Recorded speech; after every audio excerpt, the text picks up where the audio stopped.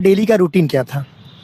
पढ़ने का daily routine ये था कि सुबह 7 बजे तक जगना, एक आध घंटा घर में पढ़ना क्योंकि घर मेरा इलाहाबाद था, और उसके बाद 11 बजे के आसपास लाइब्रेरी जाना, शाम को 6-7 बजे के आसपास घर आ जाना, खाना पीना खाना और फिर 1 घंटा घर पे पढ़ना और सो जाना। मतलब रोजाना मेरा 8 घंटे। खुद पढ़ना ज़्यादा जरूरी है। किताबें आपका साथ देंगी वहां तक जहां तक आपको आवश्यकता है। कोचिंग सिर्फ आपको ये बता सकती है कि क्या पढ़ना है, पढ़ना आपको खुद है। तो 2022 में जब 2023 का प्री दिया तो वो यही गलती हुई वहां पे कि लगा कि सब कुछ भरोसे पे ही हो जाए। सिर्फ सिंधु घाटी सभ्यता के बारे में आपको क्या पता है ये लिखिए, शुरू से लेके अंत तक कि कब से शुरू हुई और जब खत्म हुआ तो क्या हुआ, उसके बीच में सबने क्या कहा, कैसे कहा, क्यों कहा। इसको सिर्फ लिखिए, ये मत सोचिए कि आप अच्छा लिख रहे हैं, खराब लिख रहे हैं। रख हौसला वो मंजर भी आएगा, प्यासे के पास चलकर समंदर भी आएगा, थक कर ना बैठे मंजिल के मुसाफिर, मंजिल भी मिलेगी, मिलने का मजा भी आएगा। यूपीपीसीएस का विगत दिनों रिजल्ट आया और कई लोगों का सिलेक्शन हुआ और कई लोगों का सिलेक्शन नहीं हो पाया। इसी में अनिमेश सर का डीएसपी पर चयन हुआ, डीएसपी पद पर। सर सबसे पहले आपका बहुत बहुत स्वागत है हमारे इस चैनल डिप्लोमेटिक हर्ट्स पर। बहुत बहुत आपको बधाई है। थैंक यू इसके लिए। सर आपका अटेम्प्ट क्या था, आपका माध्यम क्या था? ये मेरा दूसरा प्रयास था और मेरा माध्यम हिंदी माध्यम था। और आपका ग्रेजुएशन कहाँ से हुआ था, प्राइवेट या क्लास लेकर लेने जाते थे आप? 2018 में इंटर के बाद हमने बीएससी के लिए रज्जू भैया यूनिवर्सिटी है, उसी का एक कॉलेज है इलाहाबाद में, वहीं से रेगुलर था, लेकिन वो क्लासेस उतनी रेगुलर नहीं थी, वो आपकी इच्छा पर थी क्योंकि तैयारी भी करनी थी साथ में। तो 2021 में वहाँ से हमने बैचलर किया था। और उसके बाद आपने प्रिपरेशन कब से शुरू किया? 2024 वाले प्रीलिम्स हुआ, उसी में आपका चयन हुआ है, तो आपने प्रिपरेशन कितने सालों से किया? प्रिपरेशन की शुरुआत वर्ष 2019 में। असल में मैंने पहले एसएससी की तैयारी करना शुरू किया इंटर के बाद, लेकिन वो कोचिंग भाग गई, तो उसने इतना पढ़ा दिया था कि सीसेट निकल जाए, तो मतलब मैथ्स का एरिया। फिर उसके बाद 2019-2020 के आसपास हमने कोचिंग ज्वाइन की और 2022 में कोचिंग खत्म हो गई, कोरोना चला तो लगभग 4 साल कोचिंग चल गई। उसके बाद वर्ष 2022 से सीरियसली तैयारी शुरू की अपने एक दोस्त के साथ, उसका नाम दीपांशु है, खास दोस्त है, उसके साथ तैयारी शुरू की और बस 2022 के बाद 2026 सिलेक्शन हो गया। तो सिलेक्शन में आपने किसी कोचिंग ज्वाइन किए थे कि नहीं? कोचिंग वही दृष्टि आईएएस थी, जो कि 2019 में तब स्टेब्लिश हुई थी, इलाहाबाद में नई आई थी, और उसकी F3 बैच थी, उसी में एडमिशन लिया था। तो आपका माध्यम? हिंदी माध्यम। हिंदी माध्यम से प्रयागराज में रहकर आपने पीसीएस को फोड़ दिए हैं। तो सबसे पहले आपसे एक क्वेश्चन करना चाहेंगे कि प्रीलिम्स की आपकी क्या स्ट्रेटजी थी? सीसेट तो आपने उस तैयारी के एसएससी की तैयारी से आपका कवर हो गया होगा, लेकिन प्रीलिम्स की क्या रणनीतियाँ थी? आप सबसे ज़्यादा क्वेश्चन किए थे, टेस्ट करते थे? प्रीलिम्स के लिए जैसे मैंने बताया कि दूसरा प्रयास था, पहले प्रयास में मेरा प्रीलिम्स नहीं निकला था। उसका मूल कारण ये था कि ठीक तरीके से उसको मेजर न कर पाना, जो कि पीसीएस 3 चीज़ें मांगता है पीसीएस का प्री। पहला कोर जीएस एरिया, जो कि आपका घटना चक्र पूरा अवलोकन सही हो पाएगा। दूसरा कोर एरिया था स्टैटिक पार्ट। कई बार हम लोग ध्यान नहीं देते, लेकिन पीसीएस के पेपर में 30 के आसपास क्वेश्चन होते हैं जो स्टैटिक पार्ट के होते हैं, जो कि लूसेंट से ही कवर हो पाएंगे। और तीसरा कोर एरिया है करंट अफेयर। जैसे मेरी तो आदत थी नहीं कि मैं मासिक पढ़ पाऊँ, तो इसलिए जो वार्षिकांक या अर्धवार्षिकी आया करती थी, घटनासार, आई दृष्टि, लेकिन हमको घटनासार पर्सनली अच्छे लगा करती थी। वो आँख वाली थोड़ी कम समझ में आती थी क्योंकि वो थोड़ा लेंदी लगती थी। वो मतलब मेरा निजी एरिया है, कई लोगों को वो अच्छी लगती है, तो घटनासार पढ़ा करते। तो ये 3 मूल एरिया है जो आपके अच्छे खासे क्वेश्चन आपको पास करा सकते हैं। और जैसे कि जीएस के लिए पॉलिटी, हिस्ट्री, जियोग्राफी, इकोनॉमिक्स, उसके लिए आपने घटना चक्र किस पहले आपने कोचिंग का मटेरियल दृष्टि में ज्वाइन किया तो उन्होंने क्लास करा दी थी, तो एक बेसिक आइडिया हो गया कि ये पढ़ना है और ये छोड़ना है। उसके बाद तो ये है कि कोई भी पेपर हो, आपको आपका जो सक्सेस रेशियो होगा, जो आपका कोर एरिया होगा, वो होगा कि आप कितना खुद से पढ़ सकते हैं चीज़ों को। कोचिंग सिर्फ आपको ये बता सकती है कि क्या पढ़ना है, पढ़ना आपको खुद है। तो 2022 में जब 2023 का प्री दिया तो वो यही गलती हुई वहाँ पे कि लगा कि सब कुछ भरोसे पे ही हो जाएगा, कि जो पढ़ा है उसी से हो जाएगा। लेकिन जब 2023 का प्री नहीं हुआ तो फिर आत्ममंथन की आवश्यकता पड़ी कि भाई क्यों नहीं हुआ, जब सब पढ़ चुके हैं तो हो जाना चाहिए था। लेकिन फिर उसके बाद जब आत्ममंथन हुआ तो ये समझ आया कि नहीं, आपको खुद पढ़ना ज़्यादा जरूरी है। किताबें आपका साथ देंगी वहां तक जहां तक आपको आवश्यकता है, उसके बाद आपको आत्ममंथन की आवश्यकता है। तो जब आत्ममंथन हुआ तो सक्सेस मिल पाई। सर पहले इसके बाद आपने मेंस की, प्रीलिम्स निकल गया, तो आपने प्रीलिम्स के साथ मेंस की प्रिपरेशन कर रहे थे कि मेंस प्रीलिम्स निकलने के बाद? पहले जब 2019 में कोचिंग ज्वाइन की थी तो मेंस के कुछ टेस्ट लिखे थे, लेकिन फिर कोरोना आ गया तो उतना तैयारी नहीं कर पाए। लेकिन जब ये प्री निकला सेकंड बार में, तो उसके बाद दृष्टि से ही मेंटरशिप ली थी, क्योंकि वहाँ के स्टूडेंट थे तो आसानी से मिल गई। तो वहाँ पे टेस्ट दिए और मैंने लगभग 56 टेस्ट लिखे हैं। 30 टेस्ट लगभग दृष्टि में और 26 टेस्ट अपने से, जो 2018 से 2023 के बीच पेपर हुए। ये था कि पेपर तो लिखना ही, वैसे भाई जो दोस्त हमने बताया वो मेरा क्वेश्चन लिखा करता था, पेपर अलग से खरीद लिए थे, वो क्वेश्चन लिखता था 20 के 20 क्वेश्चन, और फिर हम उसको आंसर करते थे। तो लाइब्रेरी में मतलब मन नहीं करता था लिखने का, लेकिन ये था कि पेपर तो लिख के जाना ही, चाहे जो हो जाए। तो 56 पेपर लिखे थे कि जिसकी बदौलत लगता है कि हाँ उसने कुछ काम किया ऐसा कि जिससे सिलेक्शन हो पाया। GS 1, 2, 3, 4 की आप क्या स्ट्रेटजी अपनाए थे? GS 1, GS 2, GS 3 तीनों के लिए दृष्टि की किताबें मेरे लिए पर्याप्त थी, क्योंकि उसने एक अच्छा खासा होलिस्टिक नॉलेज दे दिया था कि आपको ये पढ़ना है। GS 4 के लिए विकास सर की कोचिंग जो है वो क्लासेस मिली थी हम लोगों को इथिक्स की, वो बहुत अच्छी क्लासेस थी। नई क्लासेस रहती है कि जो पुरानी वाली बैच की क्लासेस हैं? नई रहे चाहे पुरानी, इथिक्स एक ऐसा सब्जेक्ट है जो आपके नैतिक आचरण पर डिपेंड करता है, ना कि टीचर द्वारा पढ़ाए गए अप टू डेट कंटेंट पे। ये सीधा एक हिसाब है। आपको सिर्फ ये पढ़ना है कि इथिक्स में कैसे सोचा जा सकता है, कि आप जैसे हमारे साथ बैठे हुए हैं, इस समय इंटरव्यू ले रहे हैं, तो आपका नैतिक आचरण किस प्रकार से मेरे प्रति है, किस प्रकार से समाज के प्रति है। ये सिखाने के लिए क्लासेस पर्याप्त है, वो अपडेटेड होने की आवश्यकता नहीं। और विकास सर वैसा समझा देते हैं, मुझे निजी रूप से ये लगता है। तो GS 4 के लिए ये था, और जब हमने दिया तो GS 5, GS 6 नया अपडेट हो चुका था, क्योंकि ऑप्शनल हट चुका था। इसके लिए भी दृष्टि ने किताबें दी थी 2, जो कि मेरे लिए मतलब मेरा कहना है कि वो पर्याप्त हैं।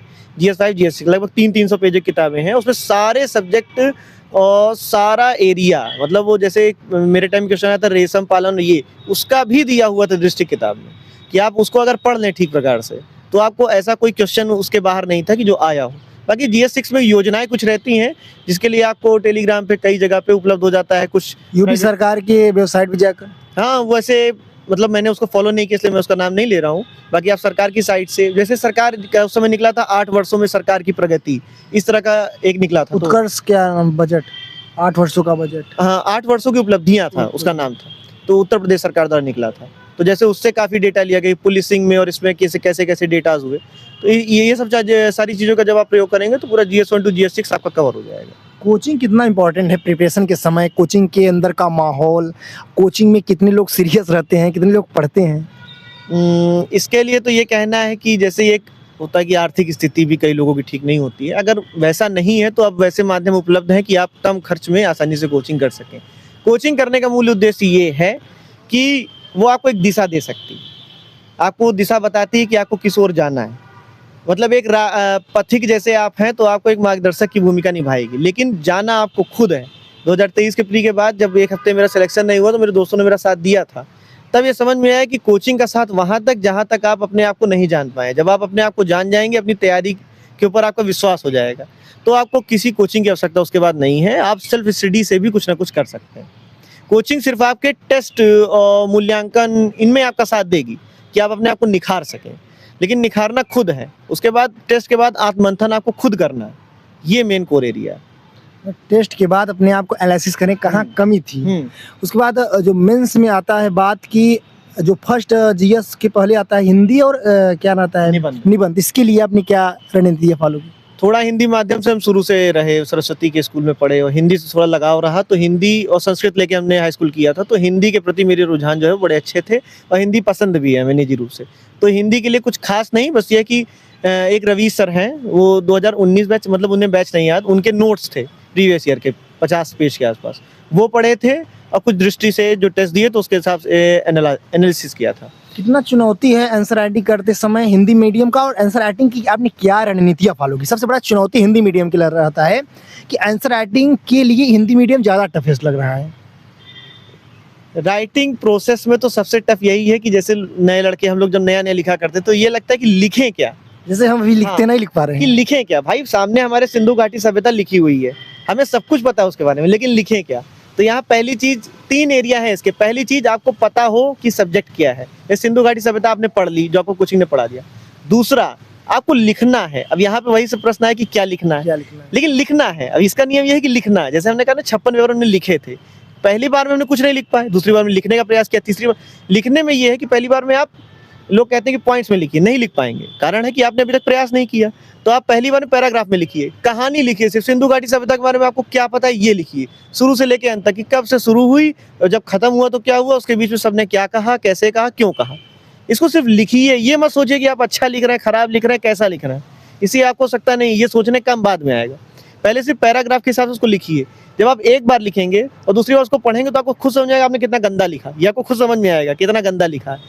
दूसरी बार के फिर तीसरी बार जब आप लिखेंगे तो आपको समझ में आ जाएगा कि इसमें कुछ कोर पॉइंट है जिनको छोड़ा जा सकता है, कुछ कोर पॉइंट है जिनको लिखा जाएगा, उसको लिखिए।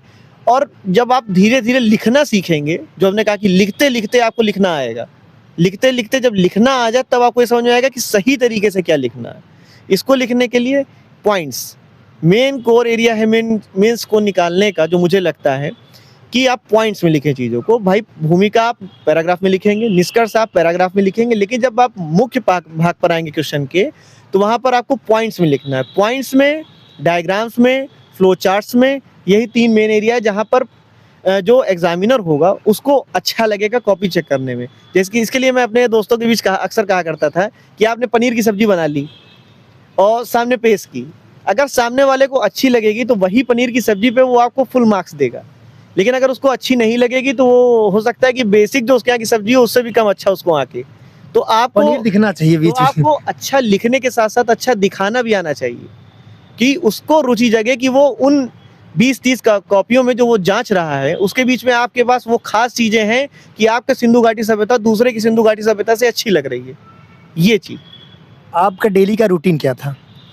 पढ़ने का डेली रूटीन ये था कि सुबह 7 बजे तक जगना, 1-8 घंटा घर में पढ़ना क्योंकि घर मेरा इलाहाबाद था, और उसके बाद 10-11 बजे के आसपास लाइब्रेरी जाना, शाम को 6-7 बजे के आसपास घर आ जाना, खाना पीना खाना और फिर 1 घंटा घर पे पढ़ना और सो जाना। मतलब रोजाना मेरा 8 घंटा का पढ़ने का रूटीन था, उससे ज़्यादा हम नहीं पढ़ पाते थे, 8 ही घंटा अपनी क्षमता के आधार। हाँ बस ये बेसिक रूल। बस और एक बेसिक रूल ये था कि हर पेपर की अपनी स्ट्रेटजी होती है, आप एक स्ट्रेटजी से हर पेपर को फॉलो अप नहीं कर पाएंगे।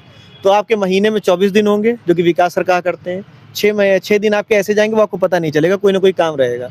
तो 24 दिन बाई 8 घंटे, ये आपका नियम होना चाहिए कि आपको 8 घंटे रोज पढ़ना है 24 दिन, बाकी महीने के 6 दिन कहाँ जाएंगे उससे आपको पता नहीं चलेगा। तो ये फॉलो अप रखना है और हर एग्जाम की अपनी एक स्ट्रेटजी बनानी है।